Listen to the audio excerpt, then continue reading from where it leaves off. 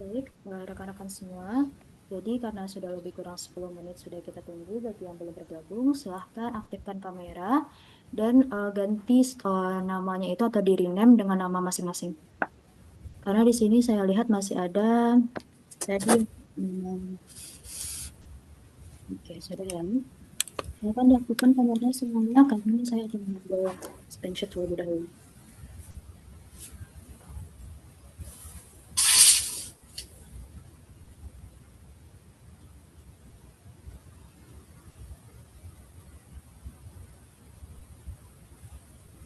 Oke, Ibu Linda, Ibu Kurnia, Ibu Chandra, Ibu Tika, Ibu Syabila, Ibu Ria, Ibu Hayati, Ibu Pera, dan Ibu Anggun Widya. Silahkan diaktifkan kameranya. Baik, Bu.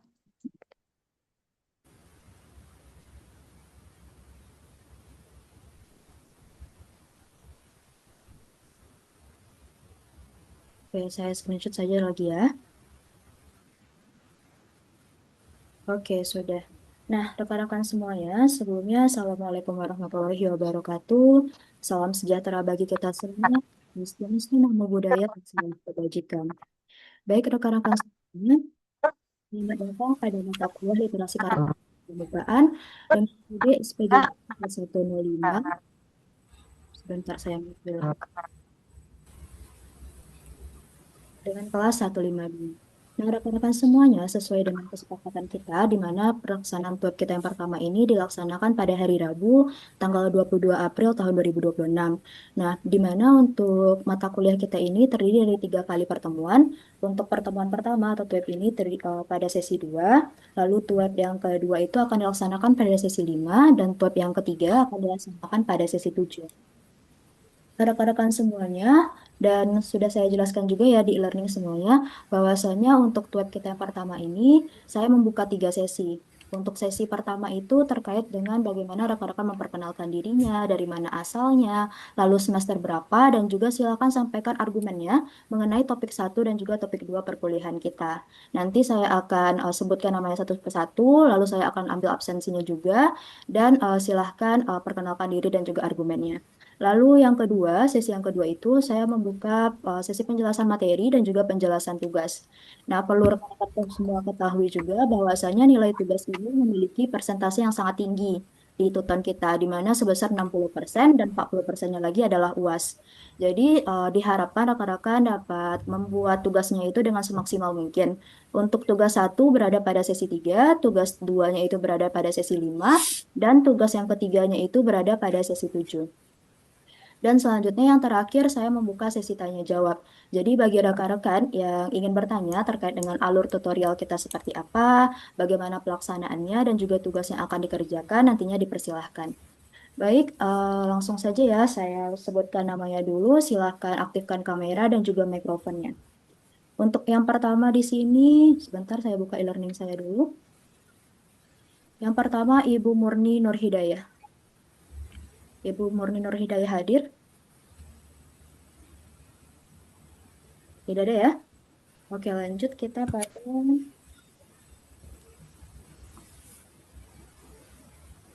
Saudara Firly Hasbiallah. Hadir?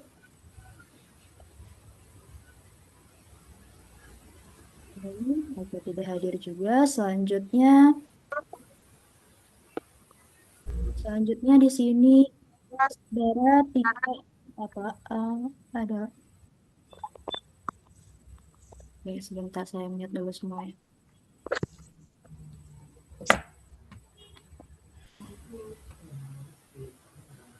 Mohon ya rekan-rekan untuk memute suaranya. Baik, selanjutnya Di sini ada Saudara Tika Ainun Mardiana. Saudara Tika Ainun Mardiana hadir.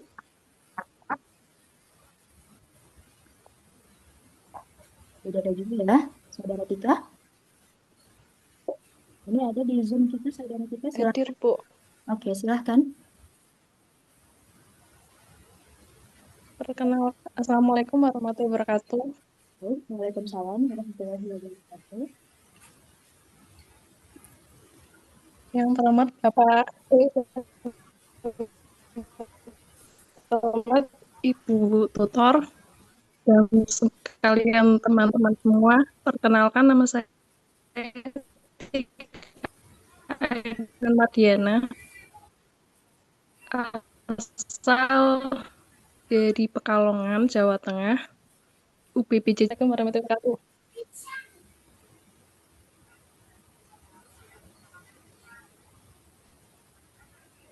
Lanjut Ibu Tika.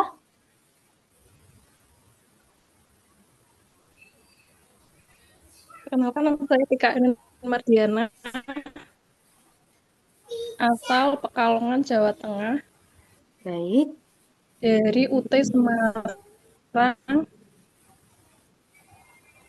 dari semester 1. Oke. Jadi bagaimana menurut Ibu Tika mengenai topik satu sama topik 2 perkuliahan kita? Silahkan disampaikan argumennya. Topik satu kita berkaitan dengan penguatan pendidikan karakter, topik 2 itu terkait dengan implementasinya. Silahkan.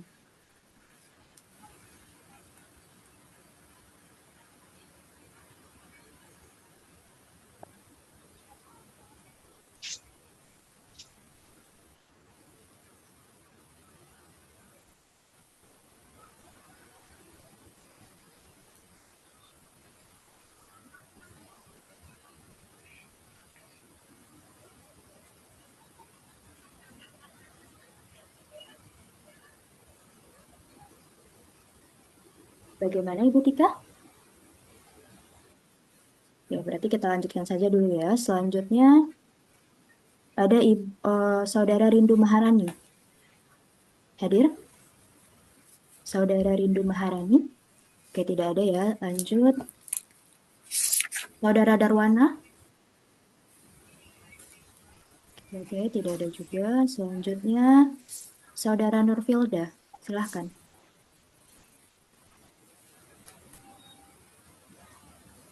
Assalamualaikum warahmatullahi wabarakatuh. Salam. Perkenalkan, nama saya Nurfilda. Saya dari Prodi PGSD Palu. Deg-degan.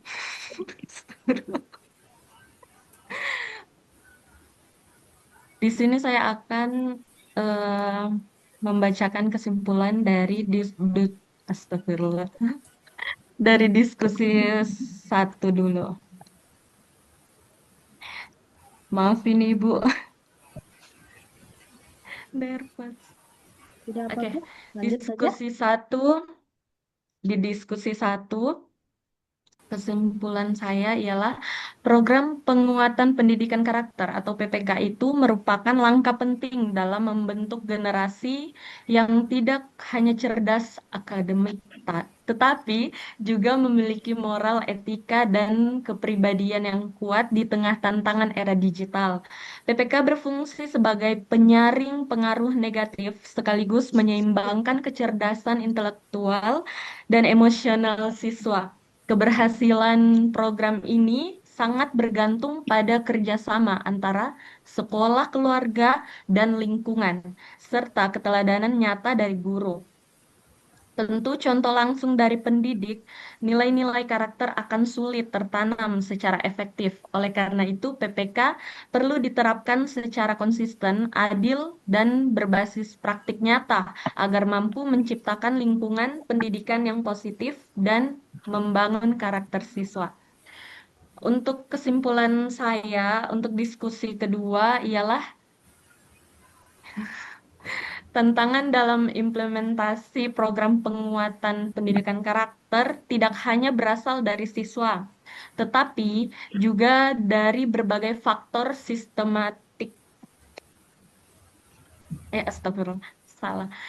Tetapi juga dari berbagai faktor sistemik, seperti kurangnya sinkronisasi antara sekolah dan rumah, beban guru administrasi, lemahnya keteladanan, pengaruh negatif media digital, serta anggapan bahwa PPK hanyalah program tambahan. Hal-hal tersebut menunjukkan bahwa pembentukan karakter tidak dapat dilakukan secara parsial atau sepihak.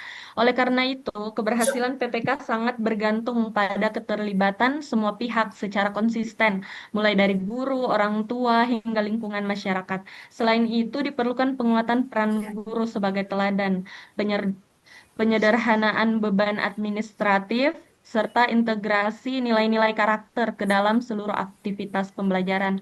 Dengan demikian, PPK dapat berjalan lebih efektif dan mampu membentuk karakter. Sekian dan terima kasih. Mohon dimaafkan jika ada salah kata. Oke, nggak apa-apa, sudah bagus ya. Oke, Bu Nurfilda sudah. Selanjutnya, Saudara Syaidi M. Toar, apakah hadir? Sudah ada. Selanjutnya, Saudara Dila Fadilah. Oke, tidak ada juga. Selanjutnya, Saudara Heran Gia, silakan. Saudara Heran Gia ada sudah bergabung di Zoom kita, silakan.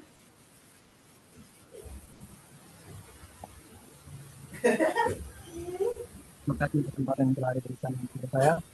Sebelum saya perkenalan, terima salam saya semuanya, salam.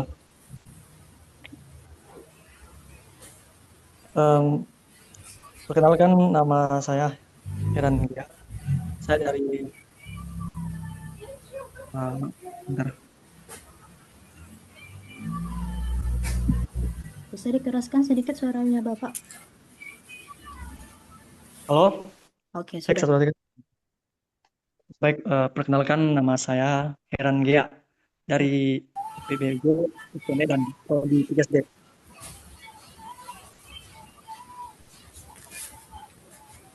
Oke, silakan sampaikan bagaimana kesimpulan Bapak mengenai topik 1 sama topik 2 perkuliahan kita, apa yang sudah Bapak buat?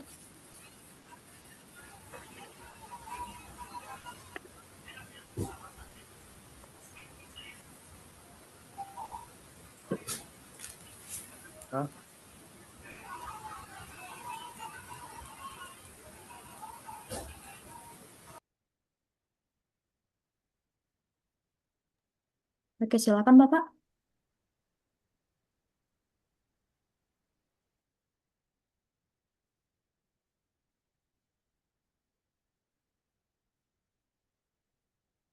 Baik, berdasarkan pengamatan program penguatan pendidikan karakter PPK sangat penting dilakukan. Karakter siswa saat ini bervariasi, sebagian mandiri dan disiplin. Namun ada pula yang memerlukan pendampingan intensif terkait tanggung jawab, kejujuran, dan sopan santun, sehingga PPK menjadi fondasi vital untuk membentuk generasi berakhlak mulia. Jadi menurut saya PPK begitu penting diterapkan di lingkungan sekolah maupun lingkungan masyarakat. Dari apa yang saya lihat di kelas, dari siswa masih bervariasi, dari beberapa sudah menunjukkan sikap bertanggung jawab dan disiplin. Sebagian masih kurang menunjukkan sikap tanggung jawab dan disiplin. Dengan itu sangat penting mengajarkan kepada siswa apa itu karakter. Jadi kesimpulannya adalah berkarakter sangat penting karena membentuk siswa menjadi lebih baik, berkarakter kuat, berakhlak mulia.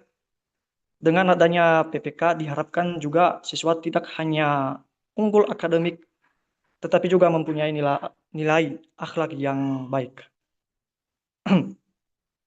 Cukup sekian, terima kasih. Baik, saya terima argumennya Bapak Herangea. Jadi menurut Bapak tadi ada Bapak menyebutkan tentang lingkungan sekolah, orang tua, dan juga masyarakat. Jadi menurut Bapak bagaimana sinergi antara ketiga ini, Bapak?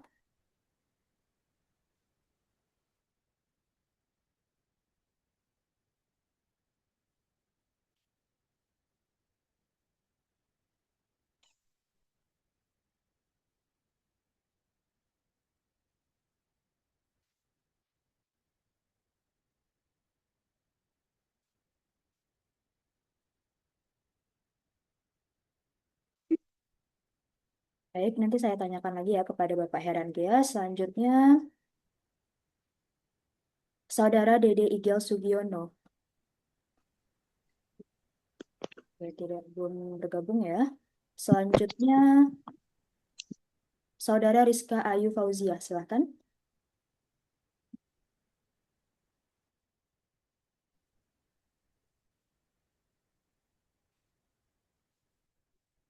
Bismillahirrahmanirrahim. Assalamualaikum warahmatullahi wabarakatuh. Baik, Waalaikumsalam warahmatullahi wabarakatuh. Silahkan Ibu Rizka.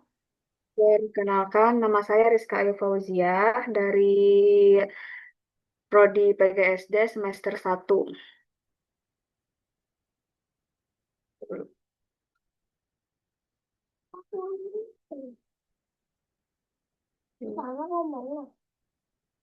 Menurut kesimpulan dari sesi 1,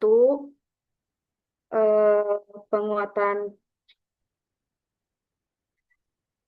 menurut pengetahuan kepedulian tindakan PPK sangat penting untuk diterapkan di lingkungan sekolah maupun masyarakat. Dari apa yang saya lihat, sudah menunjukkan beberapa karakter yang bertanggung jawab dan disiplin. Sebagian juga masih kurang menunjukkan sikap tanggung jawabnya. Contoh karakter yang sudah diterapkan di sekolah seperti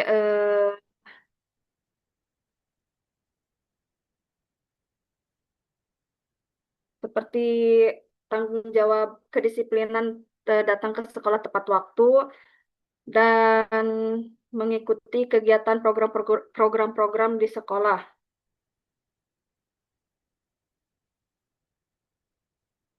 Yang ke sesi 2, mengimplementasikan program PKK di sekolah masih kurangnya pemahaman antara di sekolah dan di luar lingkungan sekolah. Masih banyak kendala, contohnya seperti keterbatasan pemahaman antara pihak sekolah dan di lingkungan sekolah. Keterbatasan pemahaman di lingkungan sekolah, masih banyak guru kesulitan menilai karakter-karakter anak dalam kegiatannya sehari-hari. Minimnya dukungan di lingkungan sekolah, ketidaksinkronan pemahaman antara siswa dan eh, pemahaman siswa di sekolah dan di luar lingkungan sekolah. Sekian dan terima kasih. Wassalamualaikum warahmatullahi wabarakatuh. Baik, argumennya saya terima ya. Jadi menurut Ibu bagaimana tadi sinergi antara sekolah sama rumah dan juga lingkungan masyarakat? Silahkan. Gimana, Bu? Bagaimana peran atau kerjasama antara sekolah, lalu orang tua, dan juga lingkungan masyarakat dalam pembentukan karakter anak ini? Jadi harus ada ke apa namanya harus ada kekompakan biar si menguatkan karakternya itu lebih sinkron gitu antara pihak sekolah dan masyarakat atau di lingkungan rumah. Baik, untuk argumennya saya terima ya. Selanjutnya, Saudara Milah. Saudara Mila hadir pada Zoom meeting kita kali ini? Oke, belum bergabung ya. Selanjutnya, Saudara Syabila Putri Kirani. Saudara Syabila tadi saya lihat ada. Oke, belum juga. Selanjutnya, Saudara Ribidian Pinkiwati.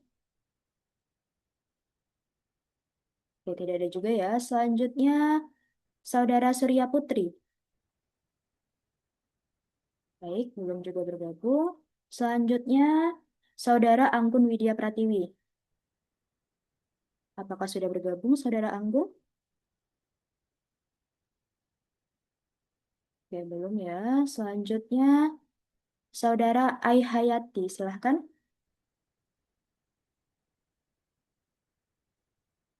Oke, Saudara Ai Hayati sudah bergabung di Zoom kita kali ini, silahkan.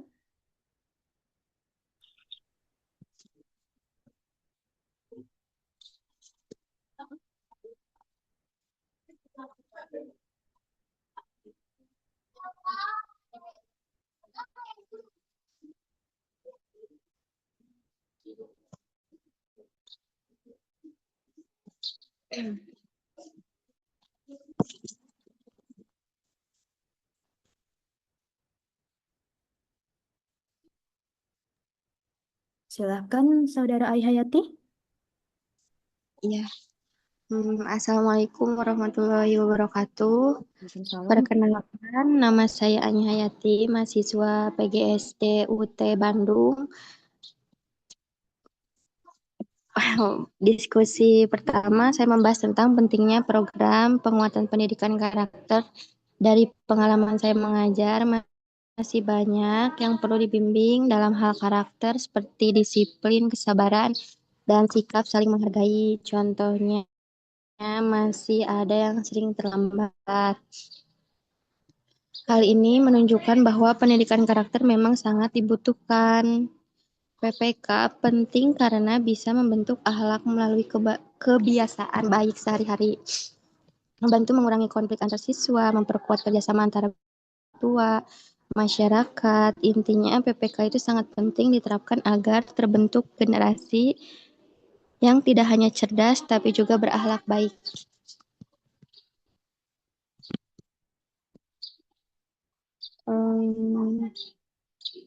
Mana sih yang langsung kesimpulan aja ini Bu? Boleh dilanjutkan? Dilanjutkan, oke. Hal mana ya, pendidikan karakter sangat penting dalam dunia pendidikan. Program penguatan pendidikan karakter ini dibutuhkan untuk membentuk akhlak yang baik melalui kebiasaan sehari-hari. Ya, intinya tadi Bu, sangat penting diterapkan agar terbentuk generasi yang tidak hanya cerdas tapi juga berakhlak baik.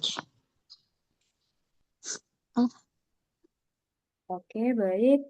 Saya terima argumennya Ibu Ai Hayati. Selanjutnya, pertanyaan saya, bagaimana contoh konkret dari pelaksanaan PPK itu untuk di sekolah? Silahkan.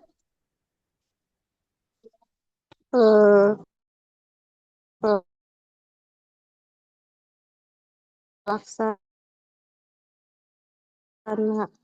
PPK di sekolahnya itu pembiasaan harian kayak siswa datang tepat waktu, disambut guru, berdoa sebelum dan sesudah belajar, terus program 5S, senyum, salam, sapa, sopan, santun, kegiatan rutin di kelas seperti piket, kebersihan, bergilir, kan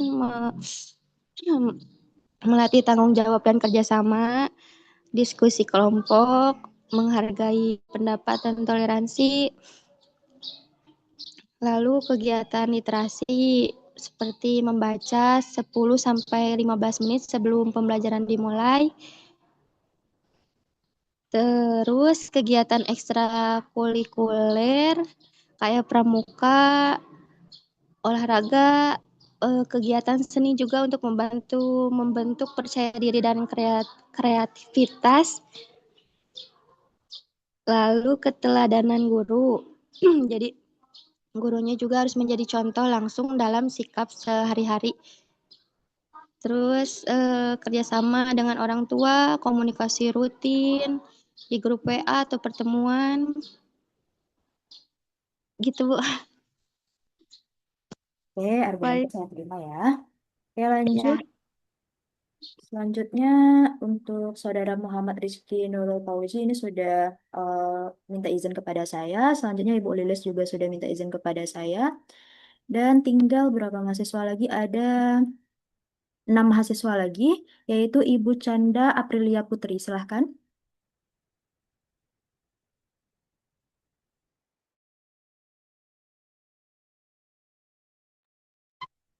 Assalamualaikum warahmatullahi wabarakatuh. Perkenalkan, nama saya Canda Aprilia Putri dari UPBJJUT Bandung. Saya berasal dari Garut. Untuk sesi 1, implementasi program penguatan pendidikan karakter atau PPK merupakan upaya strategis untuk membentuk generasi yang tidak hanya cerdas secara intelektual, tetapi juga memiliki akhlak mulia. Namun, keberhasilan program ini masih dihadapkan pada berbagai kendala kompleks, mulai dari aspek internal sekolah seperti keterbatasan waktu, beban kerja, kompetensi guru, dan metode penilaian, hingga tantangan eksternal berupa pengaruh lingkungan dan teknologi.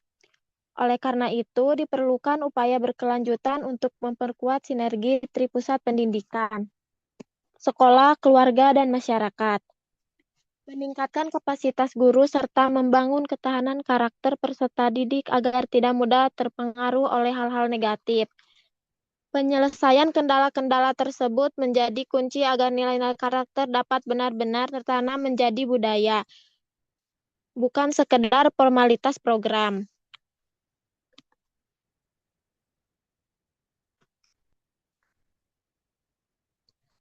Untuk seksi 2, menurut pandangan saya, sinergitas ini sangat penting untuk terciptanya karakter siswa yang sesuai dengan nilai-nilai pendidikan karakter, terutama di era digitalisasi seperti sekarang. Peran orang tua dan lingkungan akan sangat dibutuhkan. Tidak jarang dan bahkan mayoritas orang tua sekarang sudah memberikan akses ponsel pintar kepada anaknya di luar sekolah. Secara tidak langsung, informasi dari dunia secara global dan kebiasaan anak dalam mengakses ponsel pintar tersebut juga dibutuhkan bimbingan yang baik agar anak tidak terlalu bergantung pada ponsel, entah itu bermedia sosial ataupun bermainan daring. Tentu perlu dampingan dan pemantauan oleh orang tua kepada anak. Pengaruh dari digitalisasi ini sangat berdampak pada pembentukan kebiasaan dan karakter anak di rumah ataupun di sekolah, karena anak-anak cenderung belum bisa memfilter apa saja yang boleh dan apa aja yang tidak boleh dilakukan dari aksesnya menggunakan ponsel, terutama di media sosial.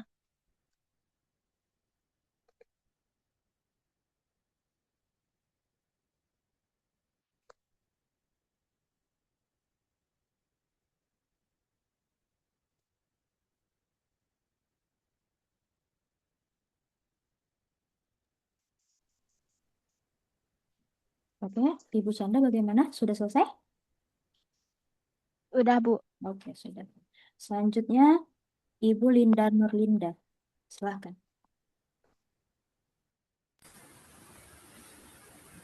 Assalamualaikum warahmatullahi wabarakatuh. Perkenalkan, nama saya Linda Nurlinda dari UPJJ UT Bandung, mahasiswa PGSD semester 1. Izin menyampaikan kesimpulan pada diskusi 1 dan 2 tentang pentingnya penguatan pendidikan karakter dan tantangan implementasinya. Penguatan pendidikan karakter merupakan fondasi yang sangat penting untuk peserta didik untuk membentuk karakter yang berakhlak mulia, berintegritas, bertanggung jawab, dan mampu hidup bermasyarakat di lingkungan masyarakat. Di tengah arus globalisasi dan perkembangan teknologi yang pesat, pendidikan karakter menjadi penyeimbang agar rasi muda memiliki nilai moral, etika, serta jati diri bangsa yang kuat. Namun, pada kenyataan di lapangan, implementasi penguatan pendidikan karakter memang menghadapi berbagai tantangan. seperti lemahnya keteladanan di lingkungan, pengaruh negatif media digital, keterbatasan pemahaman pendidik, serta kurangnya sinergi antara sekolah, keluarga, dan masyarakat. Tantangan-tantangan ini menuntut upaya konsisten dan berkelanjutan dari seluruh pemangku kepentingan. Oleh karena itu, keberhasilan penguatan pendidikan karakter sangat bergantung pada implementasinya yang terintegritas dengan kurikulum, budaya sekolah, proses pembelajaran, serta kehidupan sehari-hari. Dengan kolaborasi yang kuat antara sekolah, keluarga, masyarakat, penguatan pendidikan karakter dapat berjalan efektif dan berkontribusi dalam mencetak generasi yang tidak hanya unggul secara intelektual, tapi juga secara emosional, sosial, dan moral. Terima kasih. Baik, untuk pendapatnya saya terima ya. Jadi menurut Ibu bagaimana sinergi antara ketiganya Ibu? Antara sekolah, guru, dan juga masyarakat. Silahkan disampaikan pendapatnya. Orang tua dan guru, orang tua tidak boleh langsung begitu saja memberikan tanggung jawab karakter atau tanggung jawab moral kepada guru di sekolah. Kenapa? Karena waktu anak itu lebih banyak di rumah, jadi harus ada terjalin komunikasi antara orang tua dan guru di sekolah. Sehingga sinkron implementasi karakter yang ditanamkan guru di sekolah dan di rumah sesuai dan berjalan beriringan. Begitupun juga di masyarakat. Masyarakat harus mendukung program ini agar anak-anak generasi sekarang tahu dan paham nilai moral dan karakter yang seperti apa yang harus ditampilkan baik itu di rumah, di sekolah, maupun ketika mereka sedang berada di lingkungan masyarakat. Baik, Bu. Terima kasih. Oke, bagus. Pendapatnya Ibu terima ya. Selanjutnya, Saudara Muhammad Arif Fajarilah. Silahkan. Silahkan Saudara Arif.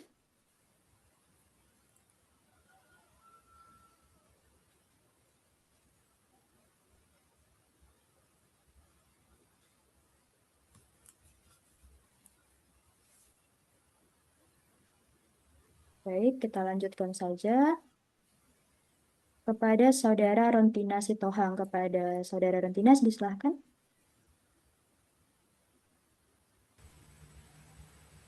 Halo, selamat siang. Baiklah, saya akan membacakan kesimpulan yang dapat saya pelajari dari materi 1, sesi 1, dan sesi 2. Dari materi sesi 1, PPK memang penting dilakukan, memang sangat penting dilakukan dengan alasan dapat membentuk karakter sikap sejak dini. Bukan hanya di rumah, tetapi juga di lingkungan bermasyarakat atau di sekolah. Nah, tapi PPK penting dilakukan dengan konsisten sebagai gerakan bersama agar nilai luhur tidak berhenti menjadi wacana. Jadi PPK itu tidak hanya sebagai teori, tetapi juga dapat diterapkan dan dilakukan. Nah, sedangkan di sesi 2 dapat dipelajari penguatan pendidikan karakter tidak akan berhasil jika dijalankan sendiri-sendiri. Diperlukan sinergitas tata kelola yang melibatkan seluruh pemangku. Kepentingan mulai dari pemerintah, di mahasiswa, orang tua, dan masyarakat. Baik, terima kasih. Oke, bagus. Pendapatnya Ibu terima. Selanjutnya, Saudara Mariana. Saudara Mariana, apakah bergabung di Zoom kita? Ada, silahkan. Bergabung, Bu. Baik, silahkan Ibu. Baik, Bu. Jadi menurut saya, untuk diskusi di sesi 1, sepertinya jawabannya hampir sama seperti kawan-kawan yang lain. Cuman saya hanya ingin menambahkan beberapa jawaban dari saya. Jelas Bu suara saya Bu? Ya jelas, Saudara Marin. Nah, ya. Yang jadi sinergi antara sekolah, keluarga, dan masyarakat dalam program PPK itu ya memang sangat penting Bu, sehingga disebut dengan Tripusat Pendidikan. Kemudian bagaimana cara membangun sinergi itu ya dengan cara komunikasi yang intensif, kesamaan persepsi dan nilai, kolaborasi dalam kegiatan, kemudian saling mendukung dan memberi contoh. Di mana yang dimaksud saling mendukung dan memberi contoh ini, masyarakat dan orang tua ini menjadi contoh yang teladan gitu. Sementara sekolah ini menjadi fasilitator dan pembimbing. Nah, jadi menurut saya juga peran sekolah ini ya sebagai fasilitator dan pendidikan yang menyusun program pembelajaran karakternya. Terus bagaimana kita seorang guru ini menciptakan lingkungan sekolah ini yang kondusif, aman, dan berbudaya positif lah.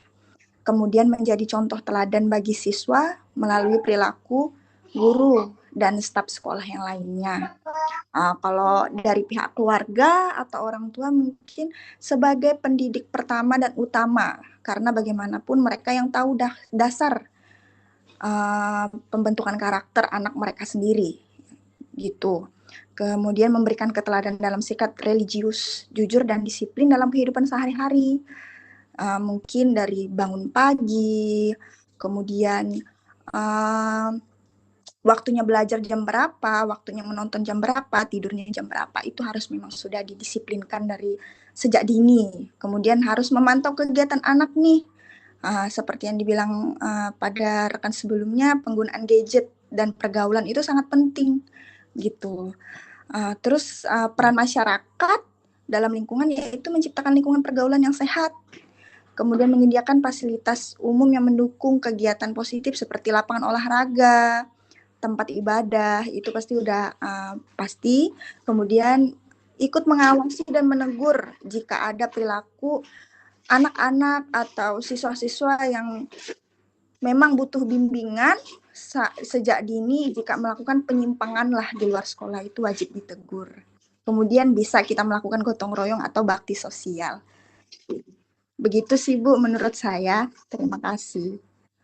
Baik, pendapat Ibu Mariana bagus ya. Selanjutnya pertanyaan saya, bagaimana cara kita untuk mengukur bahwa program PPK ini sudah berhasil atau belum? Silahkan.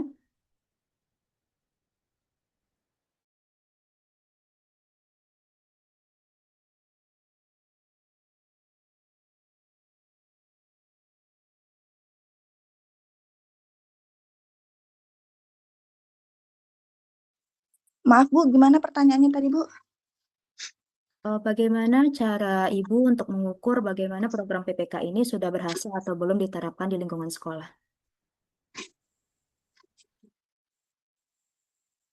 Udah berhasil di sekolah ya Bu ya.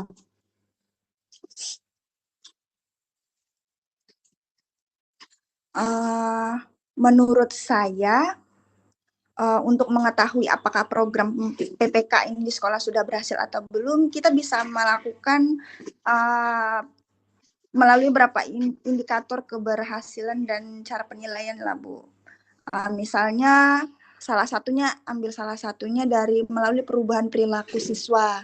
Nah, apakah siswa ini sudah sopan santun, apakah disiplin tepat waktu datang ke sekolah, mengerjakan tugas. Kemudian ketika kita tanya anak-anak ini kan kadang menyontek Bu gitu kan. Nah, apa kita tanya dia jujurkah tidak ini mengerjakan PR seperti misalnya ada tugas sekolah dari sekolah untuk dikerjakan di rumah misalnya dalam segi PR. Kadang kan siswa ada yang mungkin melihat atau meminta bantu atau gimana gitu. Kemudian cara dia misalnya setiap hari Jumat. Nah, Jumat mungkin adalah di sebagian sekolah itu, contohnya sekolah saya gitu, ada gotong royong. Nah, mereka sama-sama enggak. Kadang kan anak-anak ini ada yang duduk ngobrol gitu. Ada yang ini jadinya kadang menimbulkan kesinambungan dalam arti kecemburuan lah antara siswa-siswa, masuknya ke kejujuran juga dan kerjasama sih Bu. Kemudian dalam bentuk religius mungkin di setiap sekolah ada musola gitu. Terus cara dia belajar agama gimana dalam pembelajaran agama masing-masing pada setiap siswa itu Bu, rajin atau tidaknya, seperti itu. Terima kasih. Baik, pendapatnya Ibu Mariana lengkap dan bagus ya. Selanjutnya, yang terakhir di sini ada namanya Ibu Meilani. Silahkan, apakah sudah bergabung?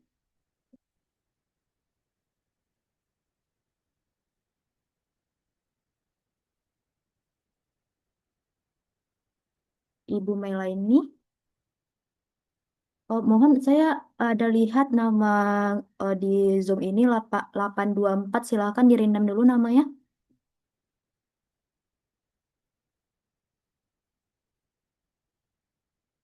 Oke, kita lanjutkan saja lagi ya. Jadi saya sudah menerima pendapat dan juga Bapak Ibu sudah melakukan perkenalan diri. Umumnya di sini pada semester 1 semua ya. Oke. Di sini ada Ibu Darwana. Silahkan Ibu Darwana.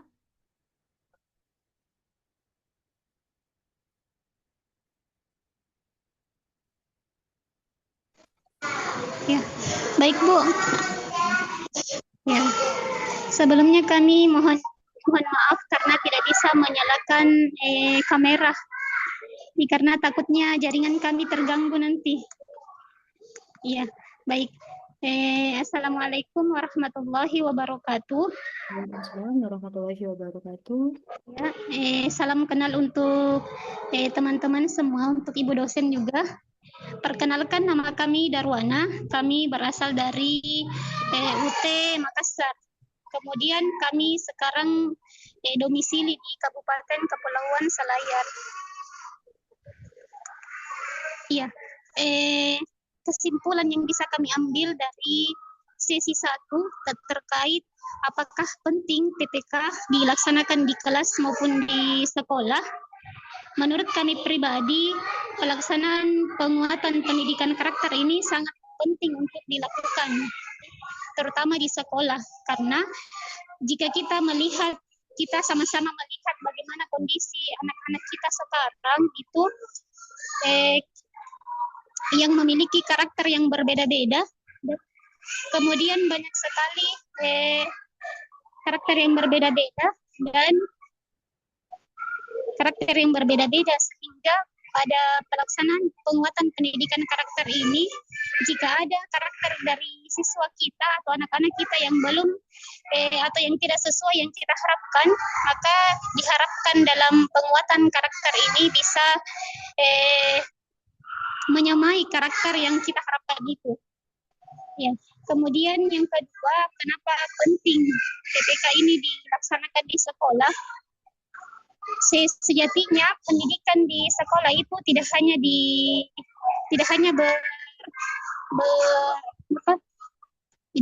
mementingkan dari segi kognitifnya saja, tetapi harus lebih kepada bagaimana karakter anak-anak kita di sekolah terbentuk dengan baik.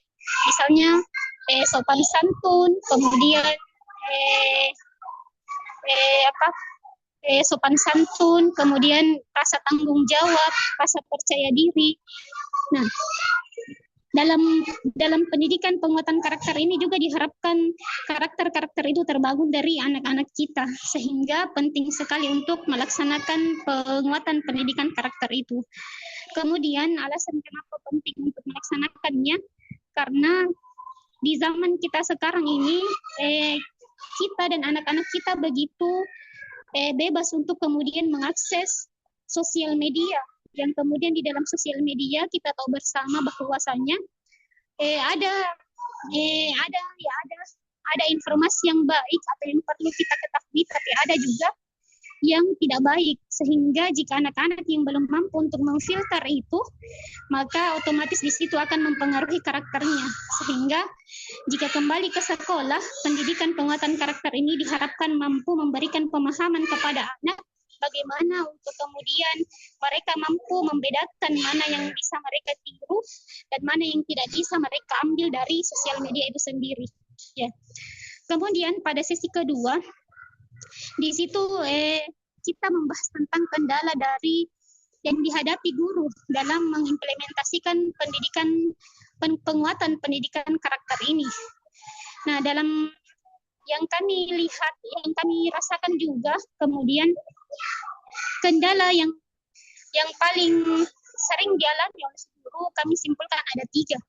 Yang pertama itu adalah keterbatasan kami sebagai guru terkait pemahaman bagaimana tentang bagaimana penguatan karakter kepada anak itu dan bagaimana konsep penguatan pendidikan karakter itu.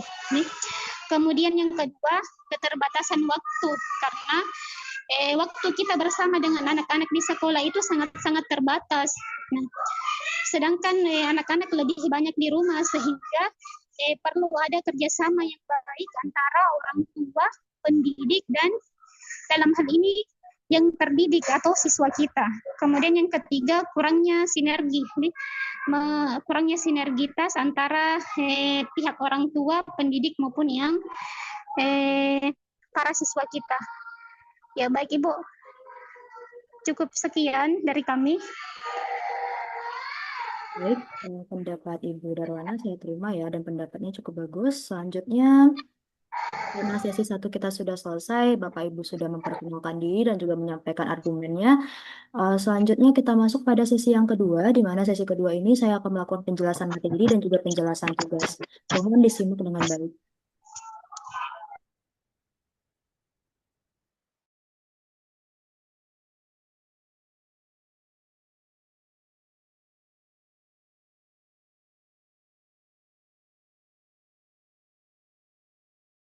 Apakah sudah nampak yang saya share screen ini, Bapak dan Ibu?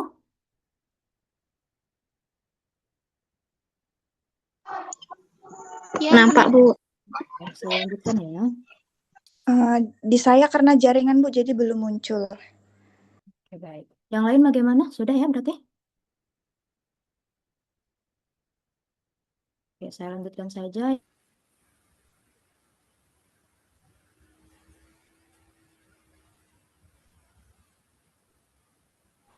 Di mana untuk capaian pembelajaran kita di sini, yaitu mahasiswa mempunyai kompetensi sebagai sosok yang memiliki literasi atau kemelekan dalam memahami aspek-aspek karakter, serta mengimplementasikannya pada berbagai strategi dan pengelolaan pengembangan karakter dan kepemukaan, khususnya bagi anak usia sekolah dasar. Selanjutnya,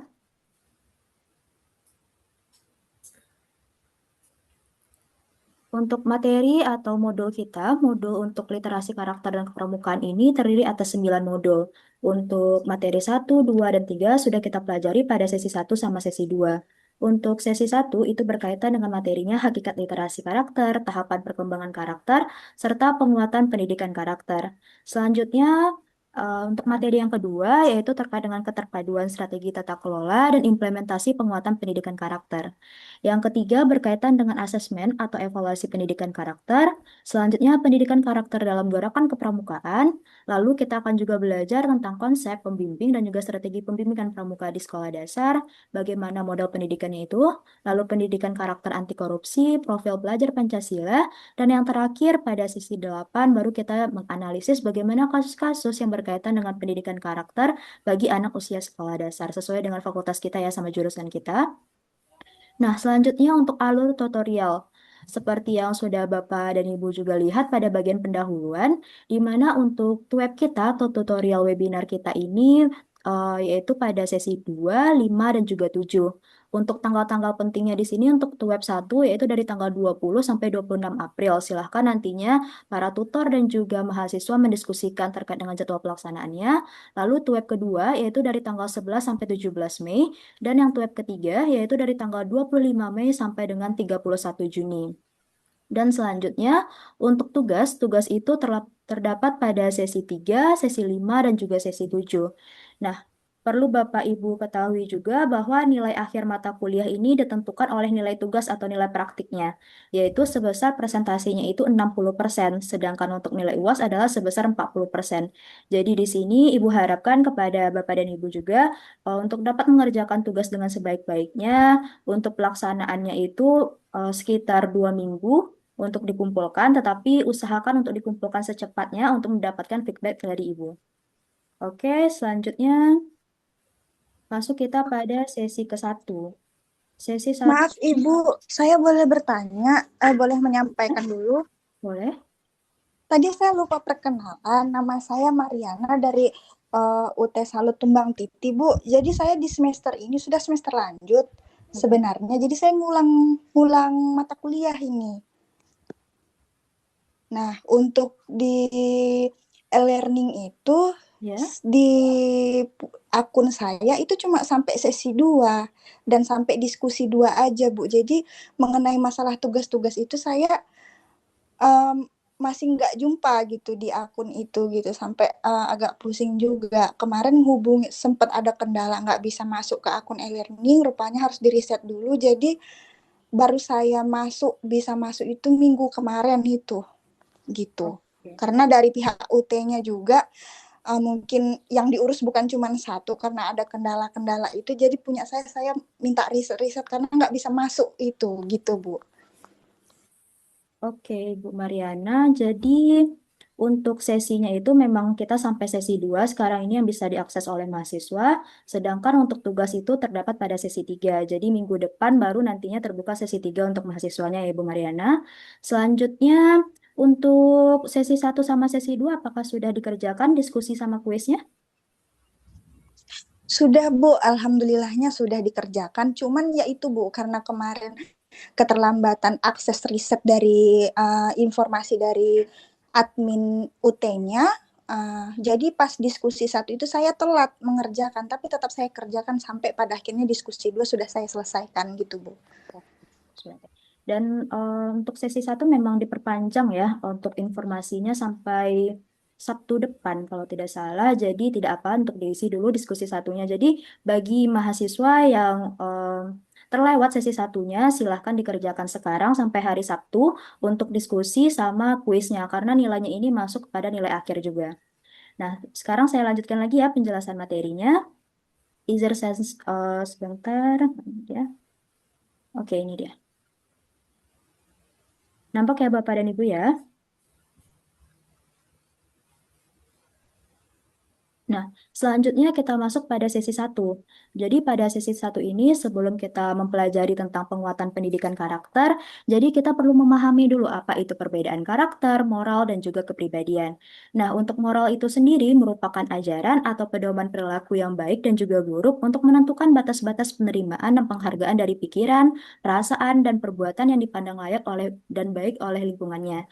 Di mana inti dari moral ini adalah perilaku baik dan juga buruk yang diterima oleh suatu masyarakat.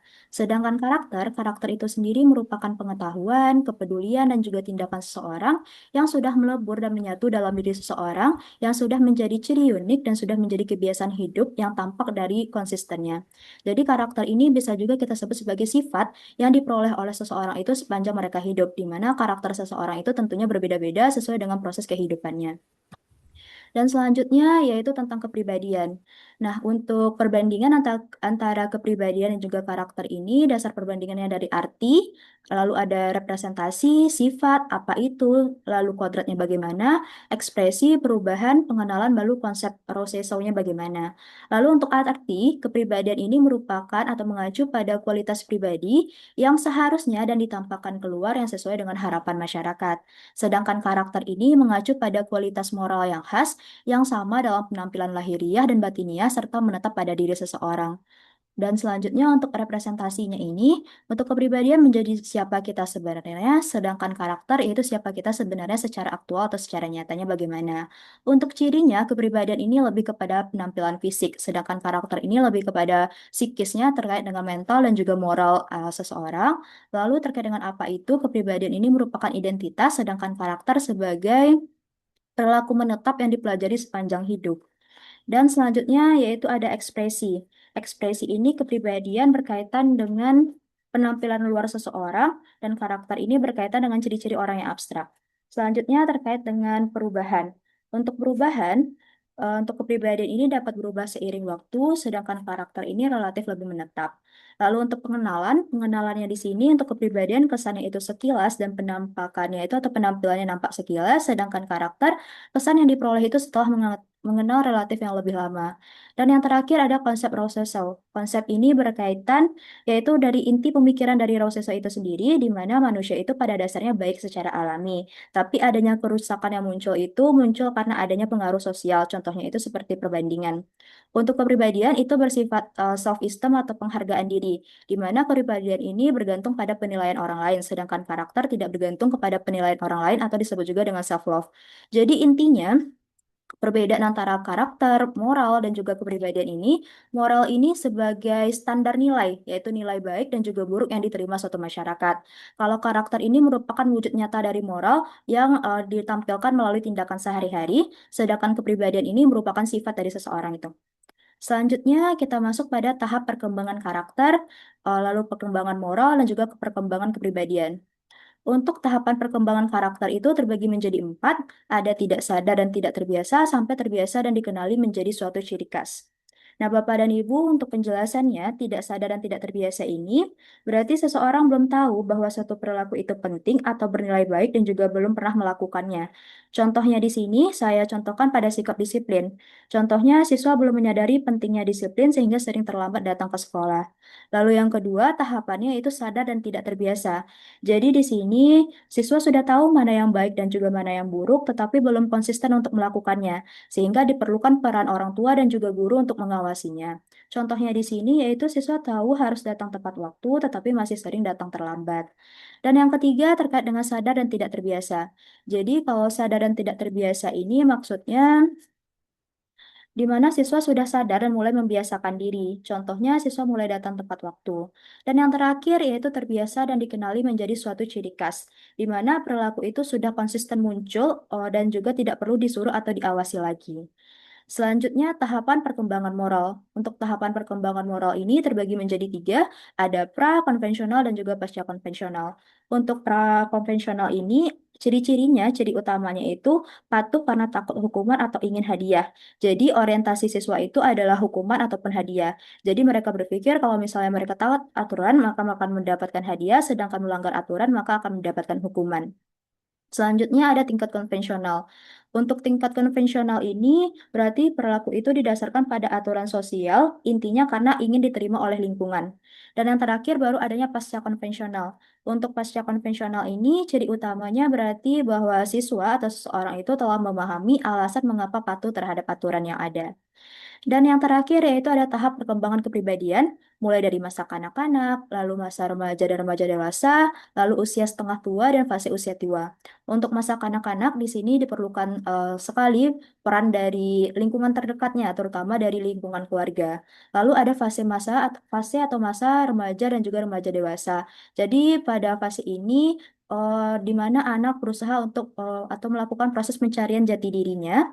Lalu untuk fase usia setengah tua ini berarti berada pada fase kita ya, di mana fase setengah tua ini fokusnya itu pada tanggung jawab.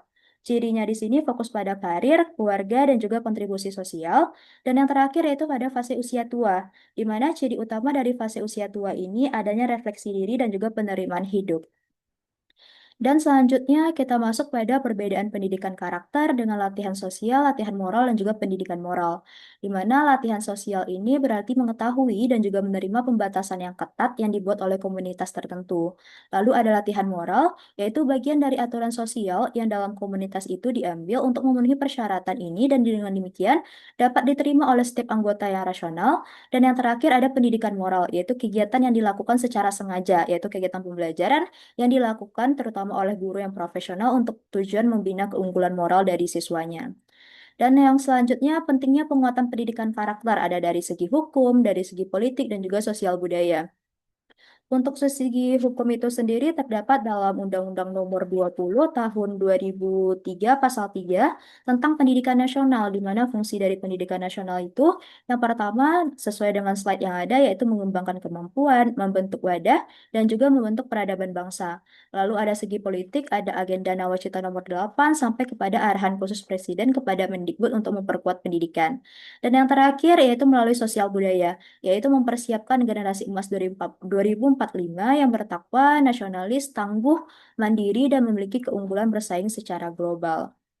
Lanjut kita ya, yaitu mengenai hakikat, tujuan, tantangan, dan juga urgensi dari penguatan pendidikan karakter atau PPK ini. Untuk tantangannya, seperti yang sudah Bapak Ibu sampaikan juga, jadi ada harmonisasi pengembangan potensi siswa yang belum optimal, jumlah penduduk, lalu luas wilayah Indonesia dengan tantangan alamnya bagaimana, lalu belum optimalnya sinergi antara tanggung jawab terhadap pendidikan karakter anak antara sekolah, orang tua, dan juga masyarakat. Lalu adanya tantangan globalisasi di era digital ini, yaitu berkaitan dengan pengaruh negatifnya bagaimana. Lalu terbatasnya pendampingan orang tua, dan yang terakhir adanya keterbatasan sarana dan prasarana sekolah, sarana transportasi, jarak antar rumah siswa ke sekolah juga. Lalu selanjutnya ada urgensi penguatan pendidikan karakter, yaitu ada Dasein dan Dasolen. Kalau Dasein itu berkaitan dengan fakta yang banyak terjadi, sedangkan Dasolen itu yaitu hal yang seharusnya terjadi.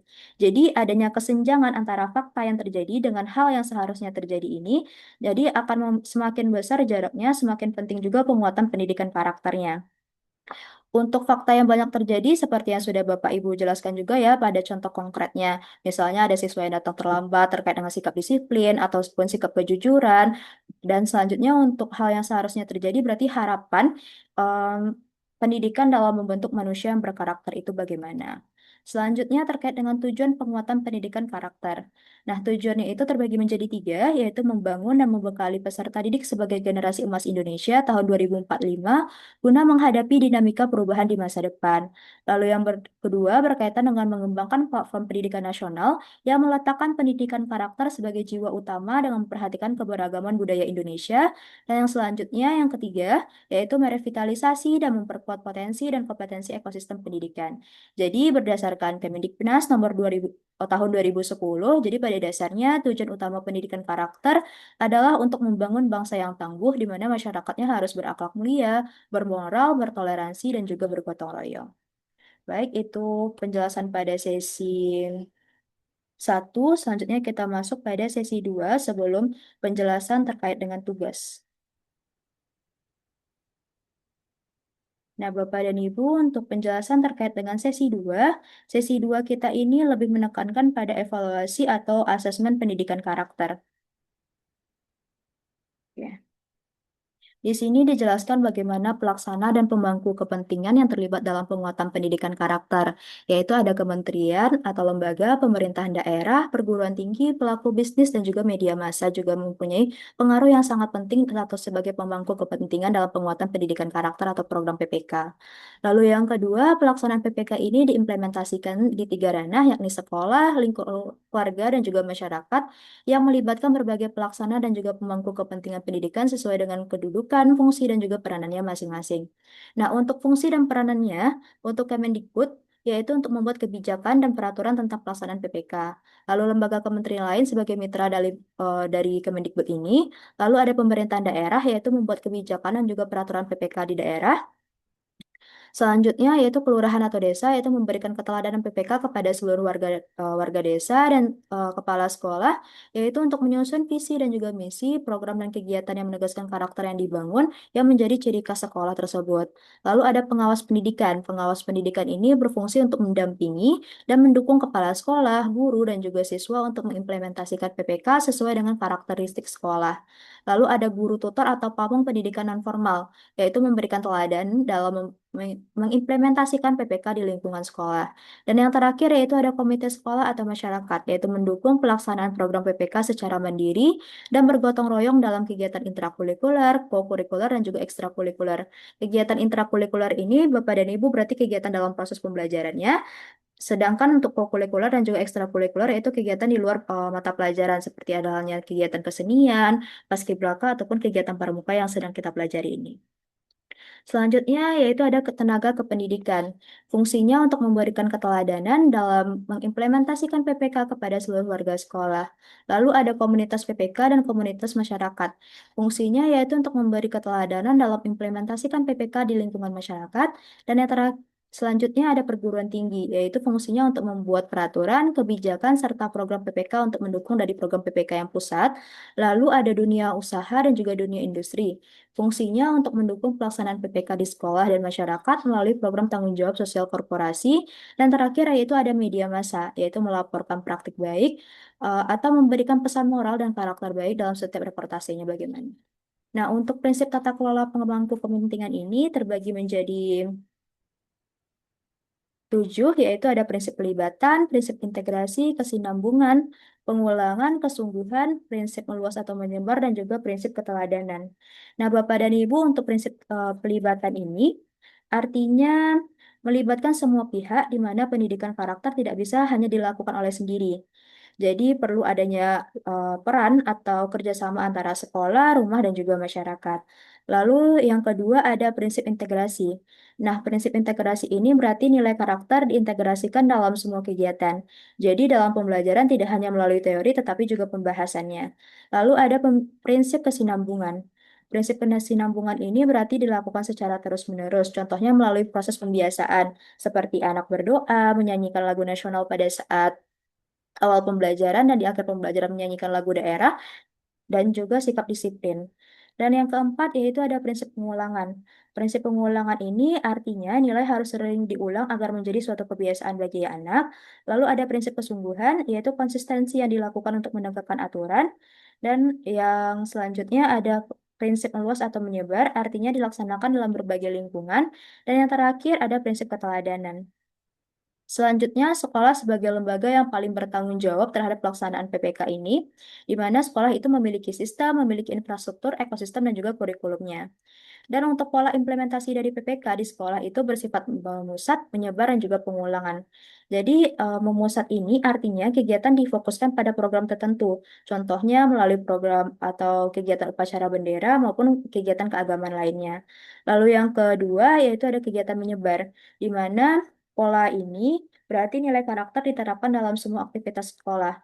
Contohnya, guru mengaitkan nilai kejujuran saat ujian, lalu nilai kerjasama pada saat diskusi kelompok, lalu nilai disiplin dalam setiap kegiatan belajarnya.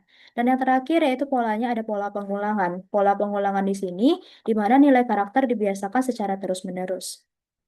Selanjutnya ada pendekatan penguatan pendidikan karakter. Ada pendekatan berbasis kelas, pendekatan berbasis budaya, lalu ada pendekatan berbasis masyarakat dan juga berbasis keluarga. Selanjutnya tentang asesmen pendidikan karakter. Nah, di sini juga ada nantinya pada tugas pertanyaan ketiga atau keempat, di mana akan ditanyakan tentang asesmen pendidikan karakter. Nah, untuk pendekatan penilaiannya ini ada asesmen as learning, yaitu dilakukan atau penilaian ini sebagai pembelajaran. Jadi, as learning ini maksudnya penilaian yang melibatkan siswa di dalamnya. Nah, di sini contoh penilaiannya itu seperti self-assessment atau penilaian terhadap diri sendiri sama penilaian terhadap teman sebayanya. Lalu yang kedua itu ada assessment for learning. Jadi assessment for learning ini artinya penilaian dilakukan selama proses pembelajaran, sehingga adanya dasar perbaikan bagi guru untuk melaksanakan pembelajaran selanjutnya atau adanya umpan balik atau feedback yang ada.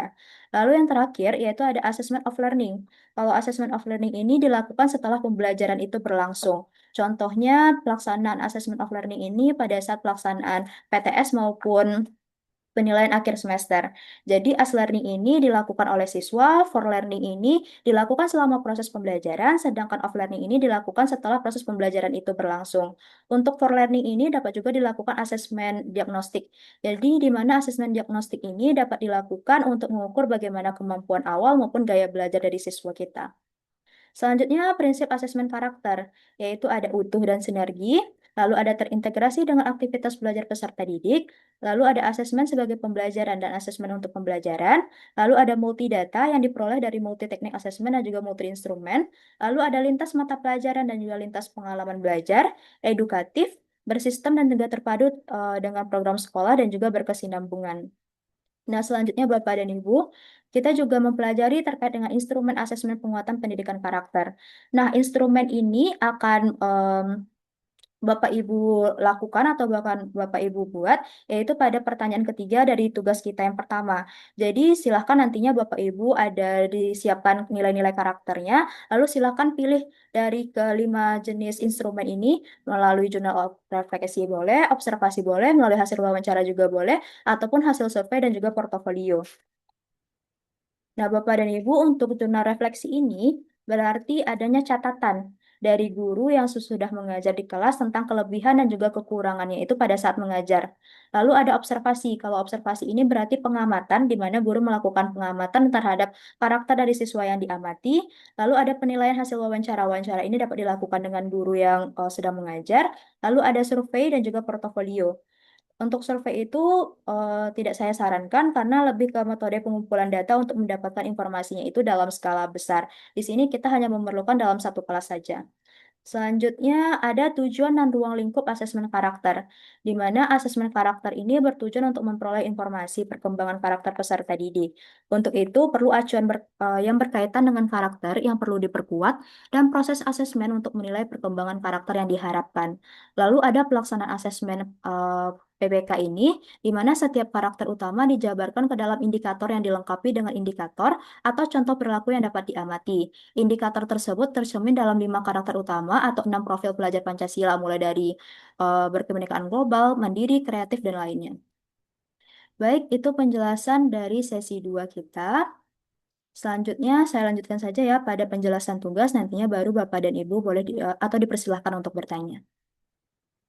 Baik, ini untuk tugas kita. Nah, Bapak dan Ibu, untuk tugas kita pada sesi 3 ini atau tugas pertama itu ada 5 pertanyaan. Bentar, Bapak dan Ibu. Nah, pertanyaan di sini yang pertama itu, karakter memiliki beberapa tahapan sebagai sebuah proses, di antaranya tahapan perkembangan karakter, moral, dan juga kepribadian. Jelaskan karakteristik setiap tahapan perkembangan karakter, moral, dan juga kepribadian. Di mana skornya di sini maksimalnya saya beri 22 sesuai dengan aturan yang ada. Jadi di sini Bapak dan Ibu pada pertanyaan satu ini silahkan jelaskan karakteristik dan juga pengertian dari tahapan perkembangan karakter, moral, dan juga kepribadian. Lalu Bapak Ibu sebutkan atau jelaskan juga contoh penerapannya bagaimana. Lalu disertai dengan referensi. Referensi kita ini untuk referensi utama yaitu ada buku materi pokok atau BMP dan juga untuk memperkaya bahan bacaan kita dapat juga dilakukan melalui jurnal ilmiah. Dan yang terakhir, saya minta kepada Bapak dan Ibu, pada bagian akhirnya silahkan disertai dengan kesimpulan dengan bahasanya sendiri. Jadi pertanyaan satu ini silahkan jelaskan dulu karakteristik pertahapannya bagaimana, mulai dari karakter, moral, dan juga kepribadian. Kemudian di bawahnya silahkan buatkan kesimpulan. Kesimpulan ini dengan bahasa sendiri, tidak usah panjang, mungkin satu paragraf saja cukup. Lalu selanjutnya bagian bawahnya baru dilengkapi dengan referensi. Silahkan lengkapi referensinya itu mulai dari buku materi pokok kita, dan selanjutnya melalui jurnal ilmiah. Dan pertanyaan yang kedua ini skor maksimalnya itu 20, di mana pertanyaannya itu karakteristik peserta didik selalu menjadi sorotan. Oleh karena itu, saat ini pemerintah mengencarkan program penguatan pendidikan karakter atau PPK. Evaluasilah implementasi program PPK ini pada di lingkungan sekolah terdekat Anda. Apakah program PPK ini sudah diimplementasikan sesuai dengan kriteria yang ada? Nah, Bapak dan Ibu, kriterianya itu dapat Bapak Ibu lihat pada modul kita, itu halaman 33. Pada modul 3 terkait dengan asesmen pendidikan karakter. Jadi di situ ada beberapa kriteria-kriteria yang harus diamati di lingkungan sekolah terdekatnya, di mana kriterianya itu ada religius, nasionalis, mandiri, gotong royong, integritas, kritis, dan juga kreatif. Jadi tugas Bapak dan Ibu pada pertanyaan kedua ini silahkan untuk mengevaluasi implementasi program PPK ini di sekolah terdekat. Lalu lihat atau analisis apakah program PPK ini sudah sesuai dengan kriteria yang ada atau belum. Untuk kriterianya, saya ulangi lagi, dapat dilihat pada modul 3, yaitu halaman 33, di mana ada 7 kriteria, mulai dari religius sampai dengan kreatif.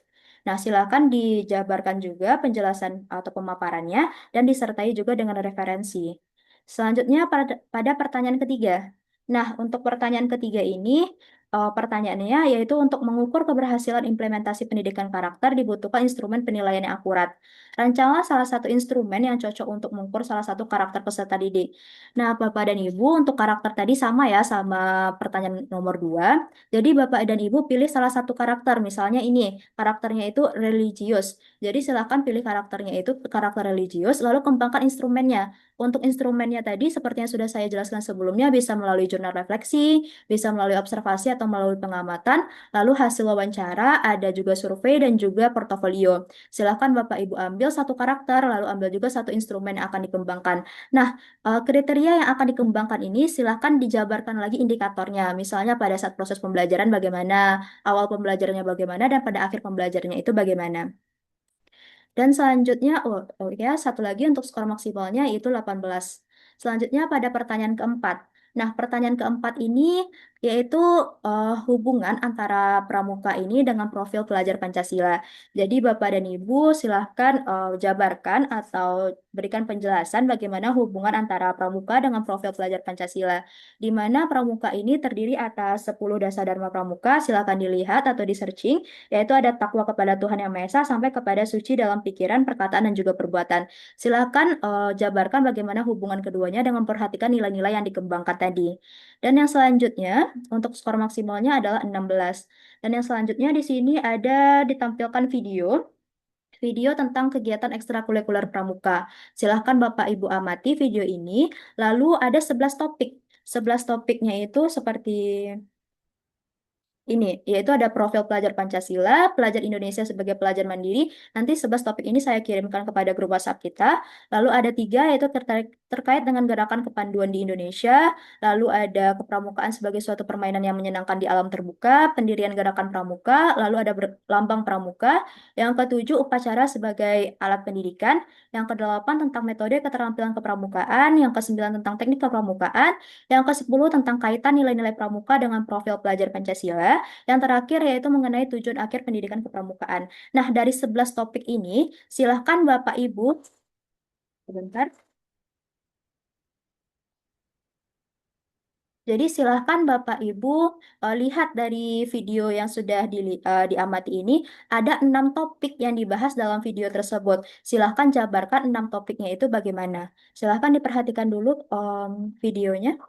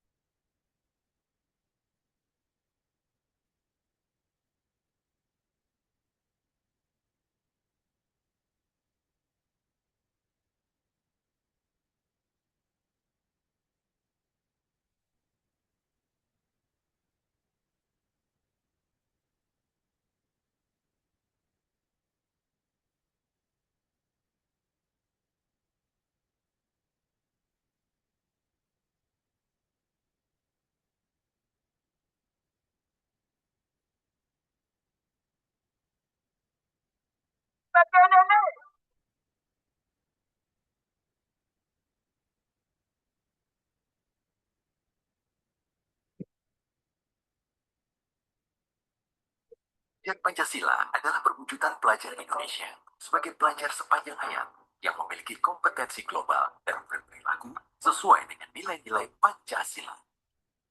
Pelajar Indonesia merupakan pelajar mandiri, yaitu pelajar yang bertanggung jawab atas proses dan hasil belajarnya. Elemen kunci dari mandiri terdiri dari kesadaran akan diri dan situasi yang dihadapi serta regulasi diri.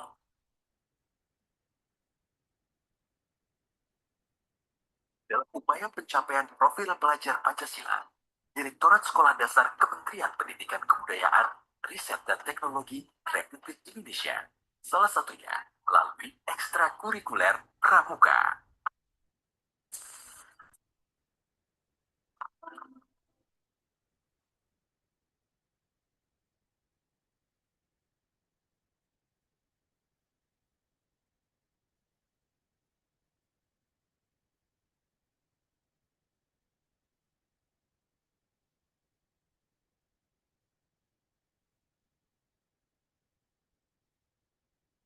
Kemajuan di Indonesia yang disebut Gerakan Pramuka merupakan bagian yang tidak terpisahkan dari Gerakan Kepanduan Dunia.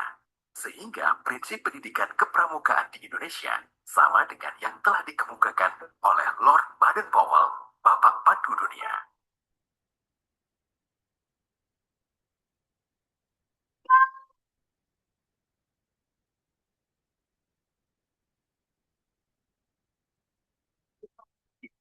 Adalah suatu ilmu yang harus dipelajari dengan tekun, bukan pula merupakan kumpulan ajaran-ajaran dan naskah-naskah dari suatu buku. Kepramukaan adalah suatu permainan yang menyenangkan di alam terbuka, tempat orang dewasa dan anak-anak pergi bersama, mengadakan pengembaraan bagaikan kakak beradik, membina kesehatan dan kebahagiaan, keterampilan dan kesediaan untuk memberi pertolongan bagi yang membutuhkan. Gerakan Pramuka Indonesia didirikan berdasarkan keputusan Presiden Republik Indonesia nomor 238 tahun 1961. Gerakan Pramuka dilambangkan dengan tunas kelapa yang diciptakan oleh Sunarjo Atmodipurwo, seorang pegawai Departemen Pertanian pada tahun 1961. Kemudian ditetapkan dalam keputusan Warnas nomor 06-KN-72 tentang arti lambang pramuka.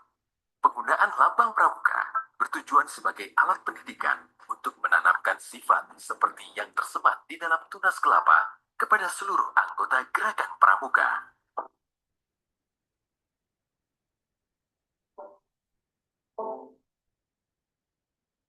Ada, merah putih,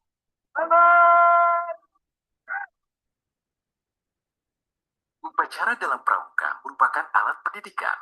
Bentuk barisan upacara pada satuan siaga berbentuk lingkaran. Makna yang tersirat dari bentuk lingkaran tersebut adalah perhatian dan perkembangan jiwa peserta didik usia siaga masih terpusat pada orang tua atau pembina.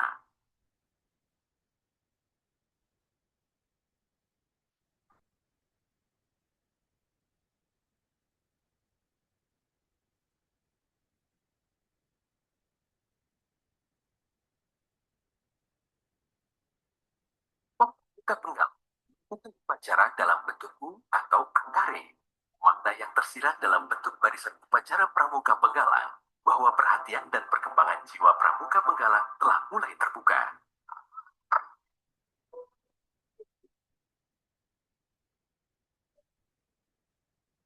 Peserta didik penggalang sudah memiliki kemampuan berpikir kritis, senang bermain, senang bergerak, dan mencoba-coba.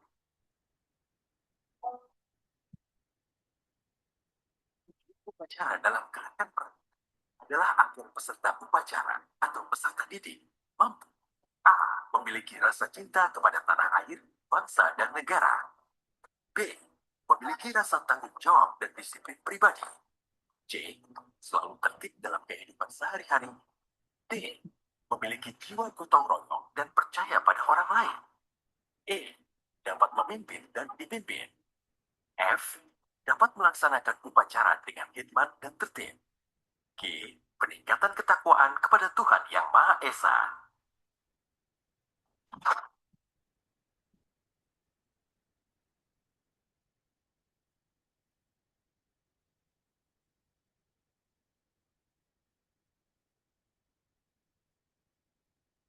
Keterampilan kepramukaan dilaksanakan sebagai pewujudan komitmen kepramukaan dalam bentuk pembiasaan dan penguatan sikap serta keterampilan sesuai dengan kebutuhan pembelajaran.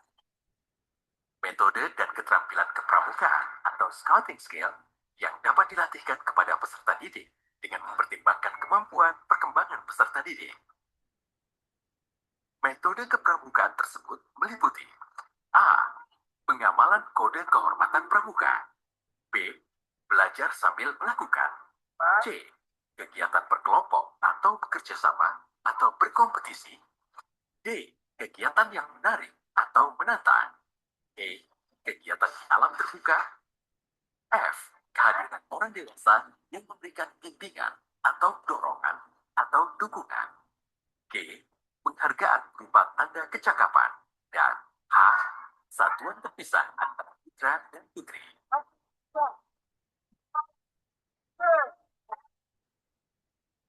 Teknik kepramukaan antara lain mencakup praktik langsung, permainan, diskusi, produktif, lagu, gerak, wisata, simulasi, napak tilas, pioneering, berkemah, dan penjelajahan. Pramukaan tidak dapat dipisahkan dari dunia pendidikan Indonesia. Nilai-nilai kepramukaan dalam satuan pendidikan sebagai bentuk implementasi pendidikan karakter harus terus ditumbuhkan dalam mewujudkan profil pelajar Pancasila.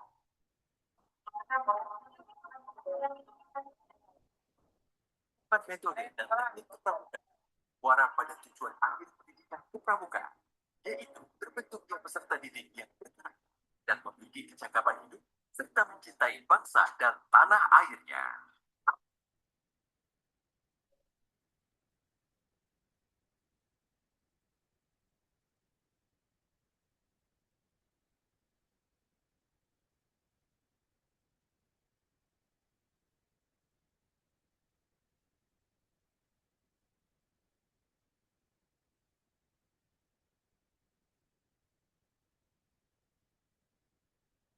Oke, jadi setelah Bapak dan Ibu amati video tentang ekstrakurikuler pramuka ini, silahkan Bapak dan Ibu pilih 6 topik yang sesuai dengan video yang ada. Di mana dari 11 topik ini nanti akan saya bagikan. Untuk skor maksimalnya ini jumlahnya 24. Nah, itulah tugas kita pada sesi yang ketiga. Silahkan bagi Bapak Ibu yang ingin bertanya terkait dengan tugas, dipersilahkan.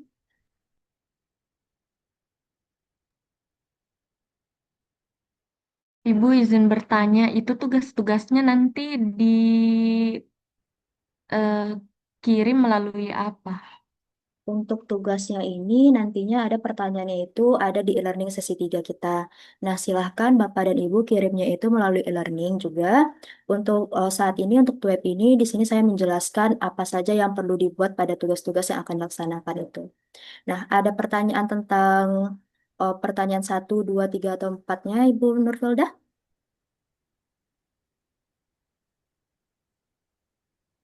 Oke, di sini ada yang raise hand, silahkan Ibu Darwana.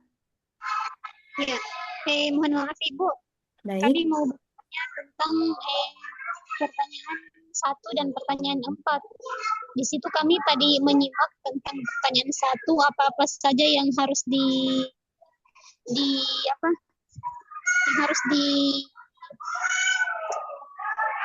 harus dijawab di situ. Yang pertama ada pengertian, karakteristik, kemudian disertai referensi, dan yang terakhir kesimpulan. Apakah sudah benar begitu Ibu? Oke, sudah benar Ibu Darwana. Oh, iya. Kemudian untuk pertanyaan 4, kita menjabarkan hubungan antara pramuka dan kami tadi terluput Ibu. Jadi untuk pertanyaan nomor 4 ini, silahkan Bapak Ibu nantinya memberikan penjelasan dan juga disertai referensi bagaimana hubungan pramuka ini dengan profil pelajar Pancasila, di mana profil pelajar Pancasila itu ada 6, mulai dari berkebinekaan global, ada kreatif, ada mandiri, ada religius, dan sebagainya. Nanti Bapak dan Ibu dapat dilihat pada buku materi pokoknya. Ada yang ingin ditanyakan kembali? Ibu Lentina izin nanya, Bu. Oke, silahkan. Dari 11 topik itu yang dipilih 6 boleh acak, Bu, atau harus bersusunan gitu aja, Bu? Jadi untuk 11 topik kan ada 11 topik. Nah, dipilih 6. 6 topik ini sesuai dengan video yang ditampilkan. Jadi kalau misalnya ada yang pertama itu tentang teknik kepramukaan. Apakah teknik kepramukaan itu di video itu ditampilkan apa tidak? Kalau ada silahkan sebutkan apanya, lalu alasannya bagaimana. Oke? Ya, kasih, Bu. Oke. Silahkan ada yang mau ditanyakan kembali? Mengenai alur tutorial mata kuliah kita boleh, melalui tugas juga boleh. Silahkan.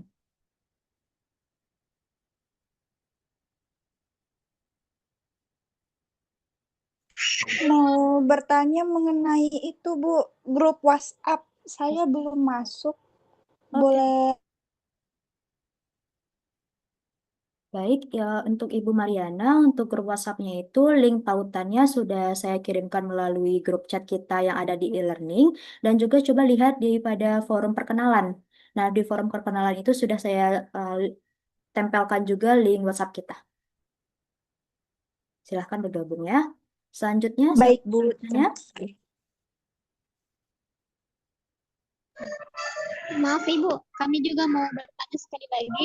Baik, silahkan.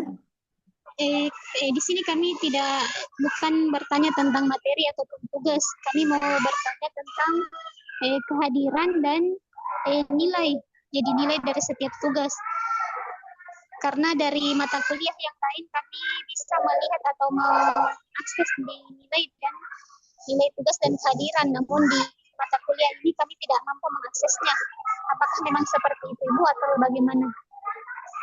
Baik, terima kasih ya atas pertanyaannya. Nah, di sini juga banyak bertanya seperti itu, di mana karena kita ini baru semester ini ya, mata kuliah literasi dan karakter dan kepramukaan ini jadi tuweb.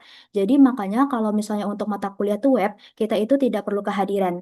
Kehadirannya itu diambil oleh tutor pada saat melaksanakan tuweb kita yang pertama, kedua, dan juga ketiga. Jadi diharapkan sekali kehadiran Bapak dan Ibu pada tuweb kita ini. Dan untuk nilai akhir mata kuliah, ini yang paling penting untuk mata kuliah ini adalah nilai tugas. Karena tugas ini persentasenya itu 60%. Jadi sangat tinggi ya Bapak dan Ibu, silahkan dikerjakan tugasnya itu dengan sebaik-baiknya. Di mana tugas pertama itu diberikan waktu sekitaran 2 minggu, nanti saya umumkan kapan berakhirnya. Namun saya harapkan sekali, mohon untuk percepat saja pelaksanaan tugasnya itu, penyelesaiannya, karena nantinya saya akan memberikan feedback. Nah, kalau misalnya masih ada feedback, silahkan Bapak dan Ibu perbaiki kembali dan sampai batas akhirnya itu 2 minggu ke depan, yaitu sesi 3 sampai sesi 4 yang berarti. Untuk tugas duanya itu di sesi 5, untuk tugas tiganya itu berada di sesi 7. Nah, selanjutnya dan saya sudah ingatkan juga sebelum-sebelumnya juga tentang kuis. Nah, kuis ini juga termasuk dalam nilai mata kuliah kita. Silahkan dikerjakan untuk yang terlewat kuis dari sesi 1, silahkan dikerjakan sampai hari Sabtu ini. Untuk diskusi memang tidak ada nilai karena mata kuliah kita ini mata kuliah praktik atau tuweb. Jadi diskusinya itu di mana tutor hanya memberikan feedback. Tetapi diskusi ini juga sebagai acuan untuk penilaian tugas juga. Saya akan melihat bagaimana keaktifan Bapak dan Ibu dalam diskusi. Karena di sini saya lihat ada beberapa yang belum mengerjakan tugas diskusi satunya. Baik, ada yang mau ditanyakan lagi?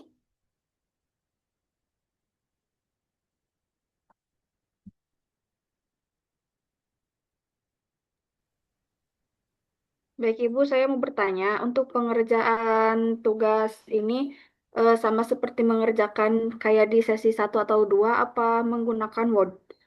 Apa gimana? Oke, untuk pengerjaannya tugas itu silahkan menggunakan Word nantinya ya.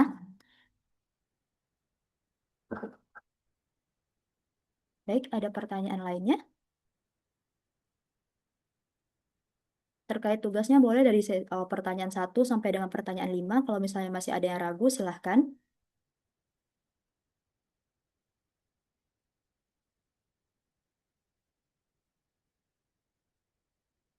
Oke, berarti tidak ada ya. Berarti sudah sampai semuanya ya. Nah, silahkan sekarang mohon untuk hidupkan kameranya karena di sini Ibu akan mengambil untuk presensi akhir kita. Jadi yang tidak menghidupkan kamera nantinya akan Ibu hitung tidak hadir saja lagi. Silahkan.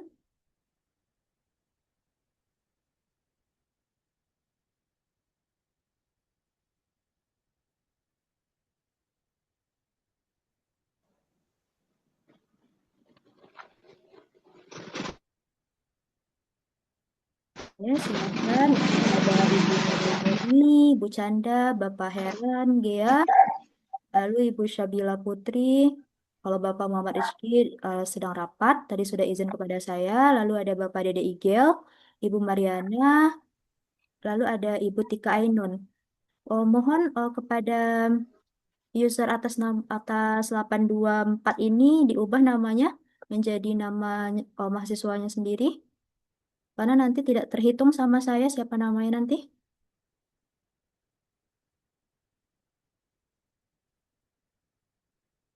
Oke, berarti sudah ya. Oke, saya ambil dulu untuk presensi kita screenshotannya. Oke, Ibu Sobila sudah, Ibu Mariana, Ibu Tika Ainun, Bapak Dede Igel, dan juga Bapak Muhammad Rizky enggak?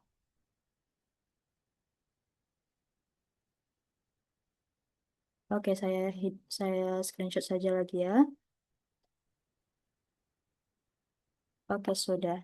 Nah, inilah akhir dari tweet kita yang pertama ini ya Bapak dan Ibu ya. Salah dan janggalnya saya mohon maaf. Terus untuk kegiatan tweet kita yang kedua itu kan dilaksanakan pada sesi kelima. Bapak dan Ibu inginnya hari apa? Ada yang mau menyarankan? Biar bisa masuk semuanya. Apakah ada Bapak Ibu yang bekerja? Kalau tidak ada berarti harinya boleh terserah ya. Ada Ibu. Iya Ibu Murni? Boleh disarankan. Saya sambil bekerja, Ibu. Oh, sambil bekerja. Oke, siapa saja yang bekerja Ibu Murni? Lalu siapa lagi? Saya juga Ibu. Saya juga Bu, Rizka. Oh, Ibu Rizka. Selanjutnya siapa lagi itu?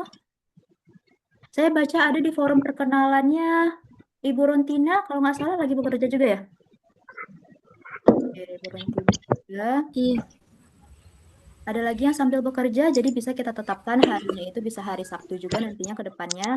Lalu untuk pelaksanaannya bisa juga tidak siang, tapi juga bisa malam. Oh, untuk username atas nama 824 ini mohon untuk diubah dulu namanya. Karena nanti tidak tercatat namanya di saya siapa. 8243519. Silakan diubah dulu atau di-rename dulu namanya.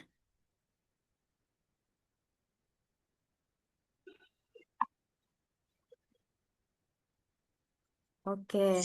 Nah, bagi yang bekerja ini apakah mengganggu pada saat hari bekerja Senin sampai Jumat ini atau kita perlu hari Sabtu saja?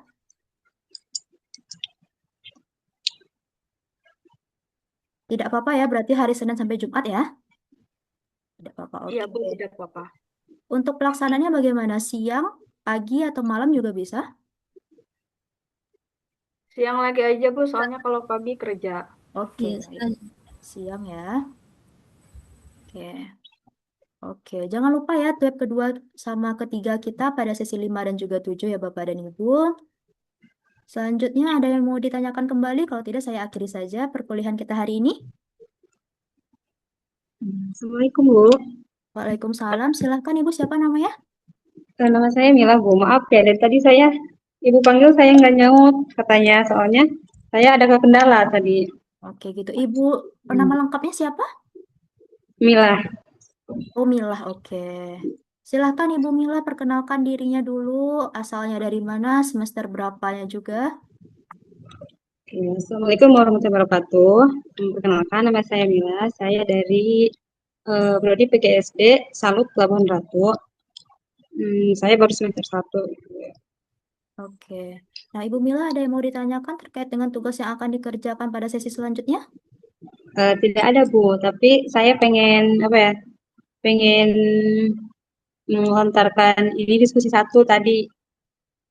Oke, baik, silakan. Nanti bisa Ibu. Oke ya. Diskusi 1 tentang pentingnya pendidikan karakter adalah sistem penanaman nilai perilaku, entah itu religius, jujur, disiplin. Melalui pengajaran pendidikan karakter akan tujuannya untuk mencegah masalah sosial, terus mendukung prestasi, terus meningkatkan kualitas SDM dan lain-lainnya. Oke. Tujuan pertama adalah mencegah masalah sosial. Oke. Dan misalnya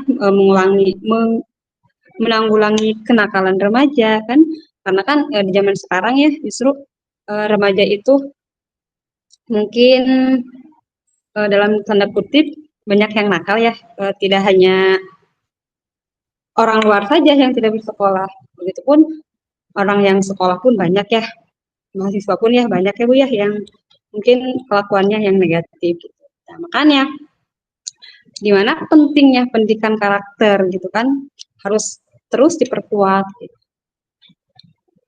Terus mendukung prestasi anak, misalkan membangun disiplin dan motivasi belajar. Nah, gitu aja sih, Bu. Oke, pendapatnya saya terima ya, sudah saya catat juga. Baik, terakhir ada yang mau ditanyakan lagi? Tidak ada, Bu. Oke, kalau tidak saya akhiri lagi perkuliahan kita hari ini. Saya ucapkan Assalamualaikum warahmatullahi wabarakatuh. Waalaikumsalam warahmatullahi wabarakatuh. Oke, saya izin ya. Waalaikumsalam warahmatullahi wabarakatuh.